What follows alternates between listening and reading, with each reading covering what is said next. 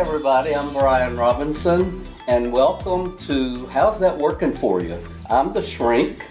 And I'm Monica Parker, and I'm the Smarty Pants. Boy, is she ever smart. She's whip smart and she's sassy smart. Heavy on the sassy. You better believe it.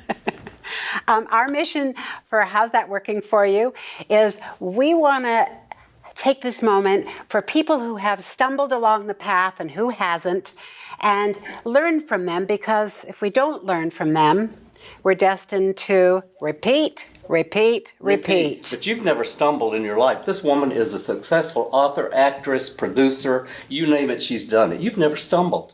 On my ass and on my face, I have stumbled. Well, I have to be perfectly honest. All of us have. The key is to take chances and get ourselves up, brush ourselves off, and keep moving forward. That's what success is all about. And success is what we're doing today. We are welcoming the amazing, brilliant, talented, and quite beautiful Allie Budd, who is a high-end designer and who has got her own international HGTV show, House of Allie. What we want to know is, Allie, you built this from your imagination, is what I'm thinking, and created it. I want to know where this all started and how you did it. How long do you have for me to tell you this whole thing?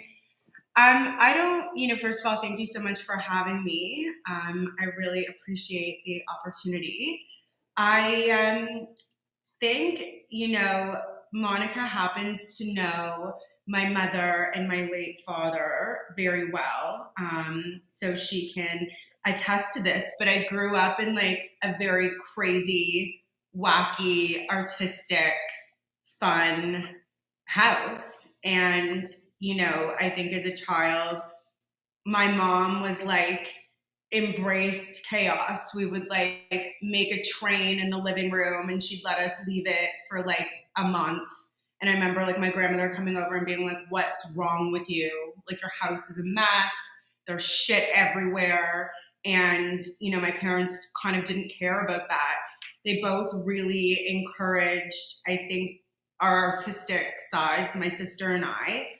And it's funny to say this, but I always wanted to be like successful. I knew even as a kid, I wanted to be the boss. I wanted to run a company. I wanted to be successful. And initially I thought what that meant was being a professional, in terms of like, I wanted to go to law school. So I felt like that was going to be the path that perhaps would take me there. And, specifically talking through with my father, I realized that's just like got a pit in my stomach. It wasn't really what I wanted to do. At the time, it was like late 90s, early 2000s. Interior design, of course it existed, but it wasn't like this coveted job that everyone wanted to do the way it is now. And I ended up going to design school. I worked for a couple companies. One I hated and thought I'd made this huge mistake. It was like this big architectural firm. And I was like stamping firewalls all day long. And I was like, this is horrible. I remember like going out for lunch with my mom and crying and being like, I made this awful mistake. But then I ended up leaving that job. I went to go work for a woman named Robin Clark, who was the greatest boss and mentor. We're still friends 4 million years later. She taught me so much, and I'm very, very grateful to her. Worked for her for a few years and then started my own firm. Which is amazing. And by the way, I want to congratulate you because I just heard that you won some award for, you're part of a group of designers who...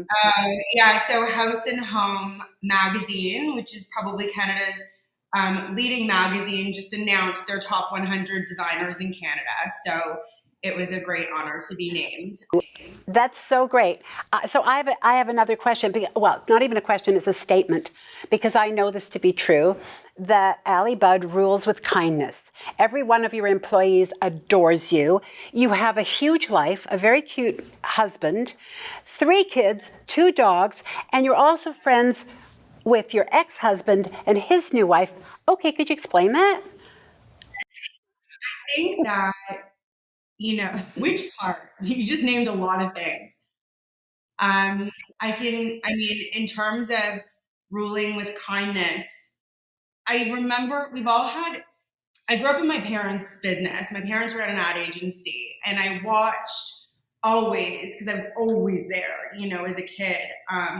There wasn't really like this work separation with my parents. I mean, they had two little kids, they were building a business, and we were there all the time. And especially me, I loved it. At the time, there was like an art department with like markers, right? Because there was no computers in the 80s being used for that kind of stuff. So I loved being there, but I watched. I think sometimes my mom had to be a little harder because my dad was like the kind that would like throw a party for everyone's birthday.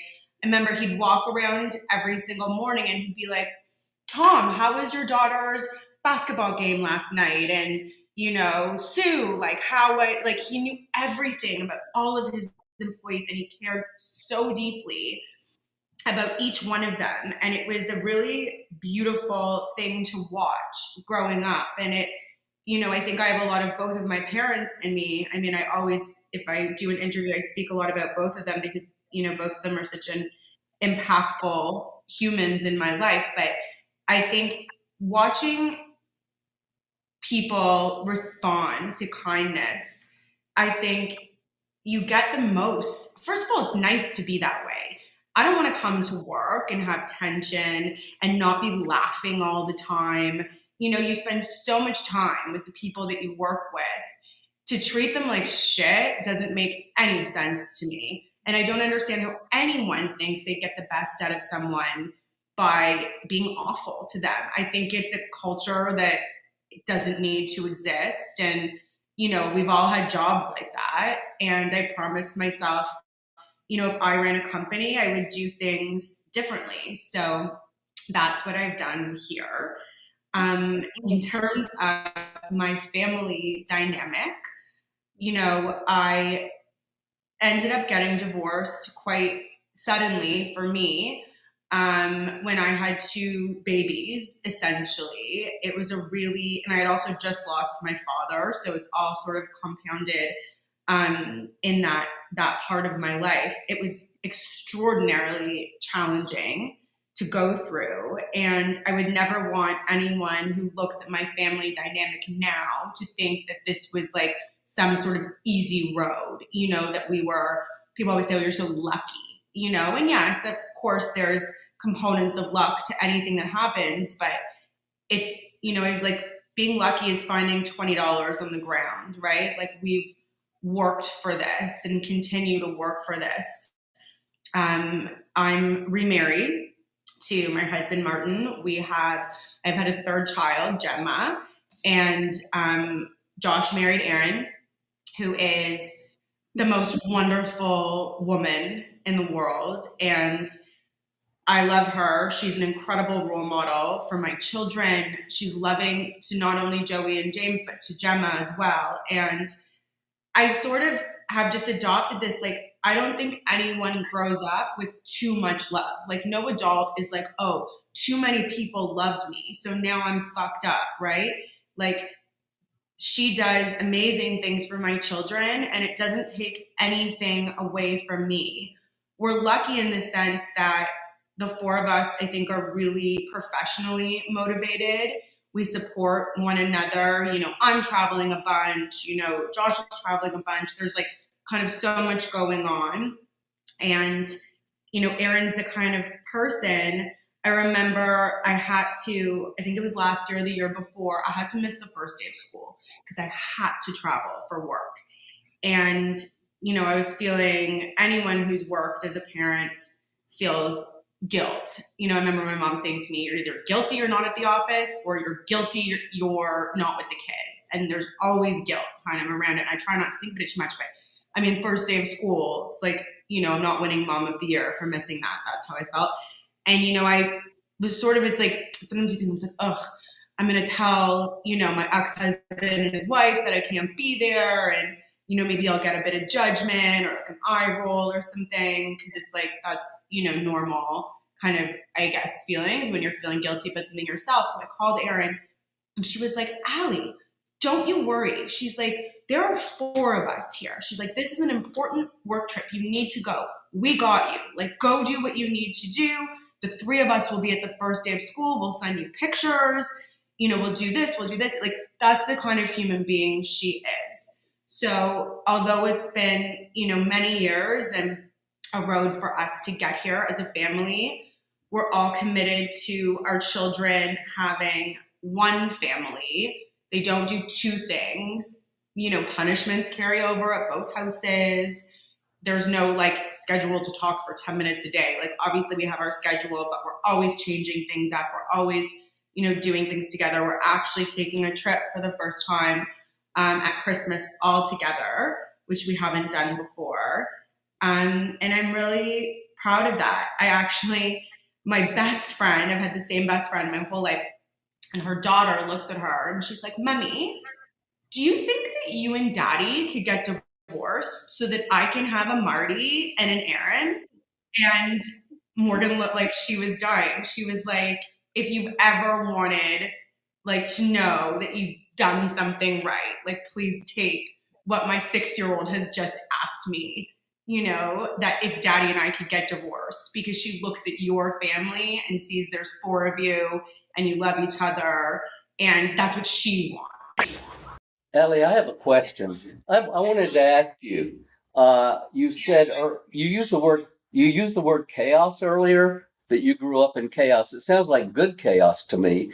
And you've become so creative. Your life sounds so stable. I went on your website and looked at your designs, and it blew me away. I wanted to live in every one of those places where you designed them. You're incredibly talented. So, what do you say to people who fall down, who stumble, who get lost, or who grow up in bad chaos? First of How can all, they be don't successful? think for one second that I have not had my fair share of failures, of hurdles, you know, all of those kinds of things. I definitely have. I think that, you know, I I look at my failures as the paths to my success. And I don't, it's like anything in life, it's balance, right? So if you never felt sad, you would never feel happy because you wouldn't know what that is. So I think that it's life is challenging and hard, and I think the word hustle just truly, you know, refers to somebody that's willing to get through their hard times, get the perspective that they need, and use it to channel their success. Uh, I want to know if I can have the rights to your life so that I can develop a TV show from this, because we need more goodness, more. I mean, the best thing, Allie, I know you and I know your family. You do all laugh. You laugh at your mistakes. Yes, you get angry. I've actually seen that too. But you're human. And that, to me, is the way you view your life and what you just said about, of course, you can't be happy if you've never felt sad.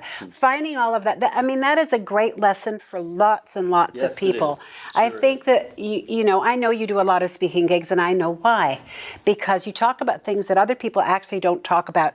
And it involves not only what you've built in this extraordinary company of yours, but it applies to life. You don't seem to have a separation in work, private life. You seem to have managed to find a way, if I'm right, to blend them all. That's such a stupid notion to me. It's like, oh, we're one person 9 to 5, and then we're another person 5 to 9. Like, I remember when I was younger, I think I don't know, I think I was working out of my house still at the time. And I remember James must have been like a baby. Like, I was probably holding him, and, you know, Joey would have been 1.5. And I don't know where anyone else in the house was. I'm on a call with an important client, a job I really wanted. And it was probably decorating a basement. I don't know what it was. But both kids come in, they're crying, you know, they're and I'm like, shh, like trying to pretend that they didn't exist, as if somehow me being a mother you know, would not allow me to do the job that I was pitching properly.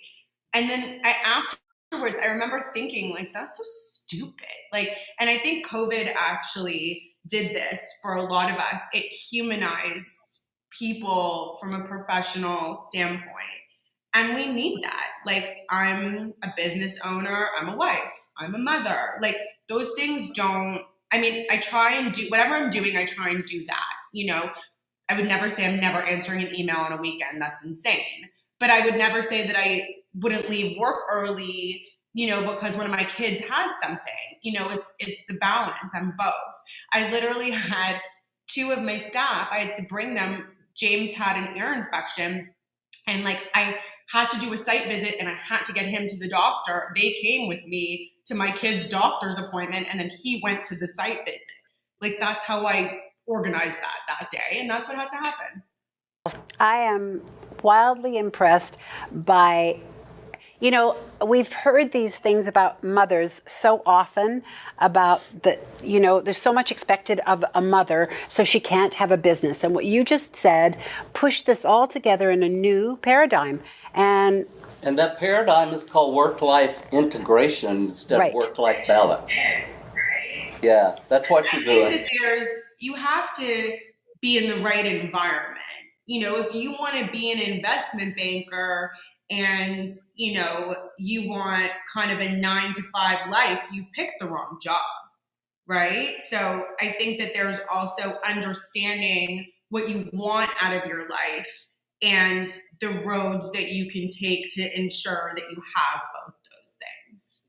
And for those who can't afford to have help, as it were, to add to it, what you said about taking your employees, who are also your friends, with you, so in order to actually be able to continue business and have a babysitting service. Because listen, I have a nanny. I like scream that from the rooftops. Leanne has been with my family for 7 years. I think that there's this awful thing that's happening that it's like, women are supposed to do everything on their own, and they'll get criticized if they talk about the help that they have. You know, I could never do this without my nanny. She's like my sister wife. None of this would be, she's one of the most important women in my life. She takes care of my children. You know, she helps me with our house. Like, I also think it's really important for women in successful positions to discuss these things, because I see so much on social media. It's like, I saw this girl recently and she was like rocking the baby. She's like, "Ugh, I'm so stressed." And I'm like, just turn off the camera and hand her to your nanny. Do you know what I mean? Like, just be honest about what's going on in your life.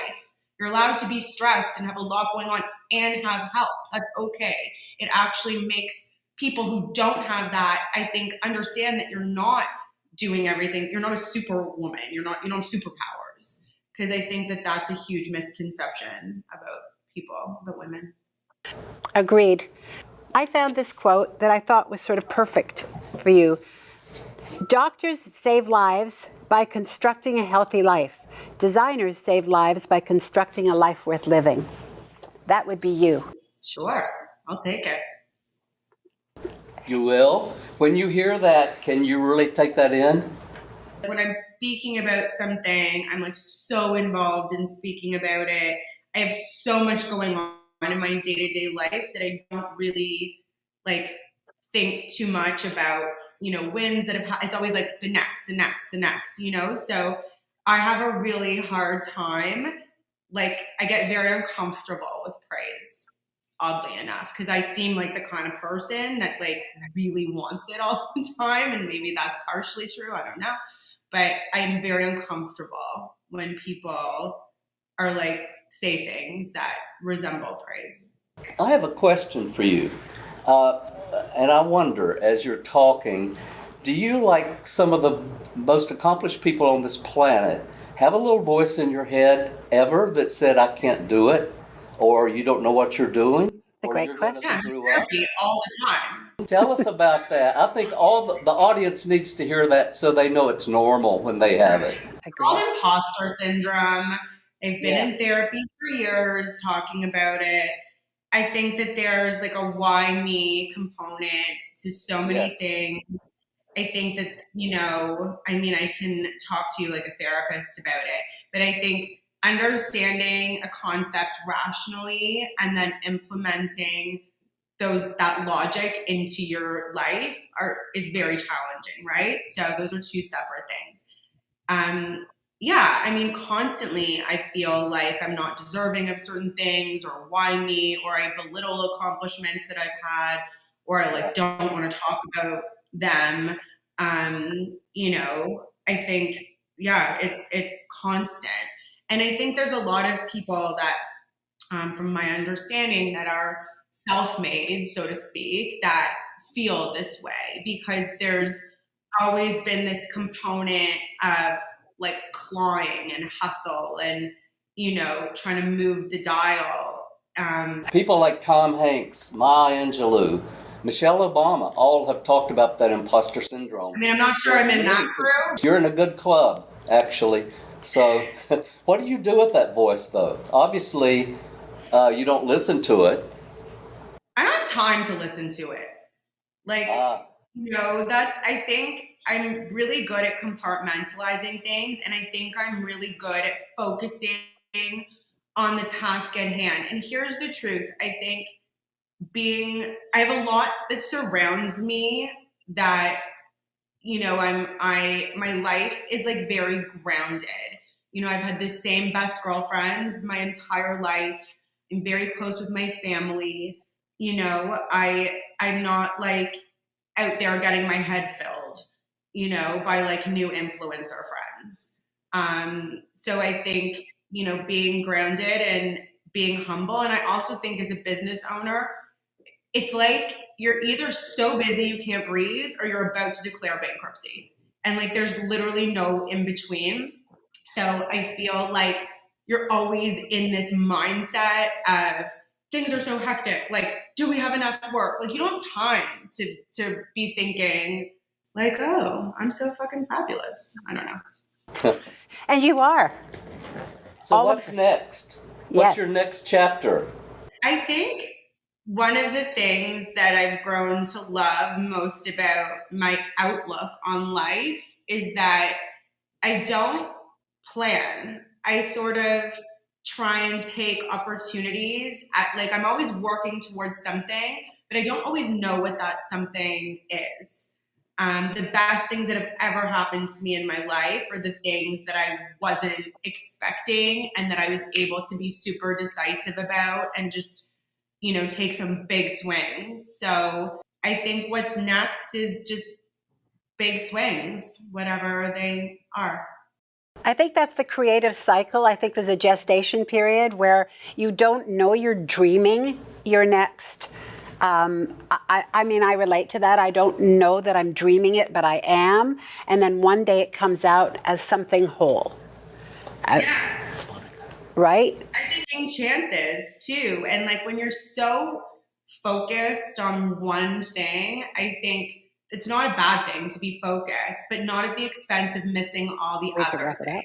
I've got to just say this to you that you're an amazing organic thinker, speaker. Everything you say has value to it. So I want to thank you for that. You're a bit biased. Like, let's be honest. You've known me a long time.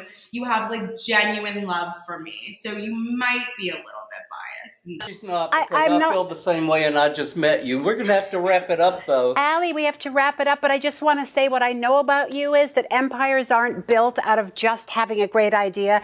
They require hard work and grit. So here's to you for being that girl. Allie, where can people find you? Yes.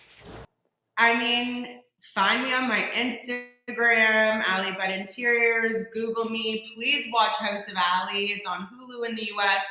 It's all over the world. It's coming to Canada in 2024. It's super organic and authentic, and I think you'll really kind of see me in it a lot. So I'll be watching. Like this conversation, watch the show. Great. Thank you, Allie. Thank you, Allie. Love you, Allie. Bye-bye. Love you. So what do you think the takeaway is? Oh, easy.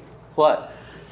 you have a dream, you have to work hard to make it happen. It just doesn't happen. Yeah. And also, you have to have balance. And listening to Allie, that woman has an idea of what balance means. You have to take chances. You Yeah. have to, when you fall down, don't let that be the end. Pick yourself up like she did. She had many times, even the little voice in her head told her she couldn't do it. Don't listen to it. Keep going. You can do it. We have fallen. We have picked ourselves up. And believe me, that's part of it. You don't get anywhere unless you're willing to accept that and persevere.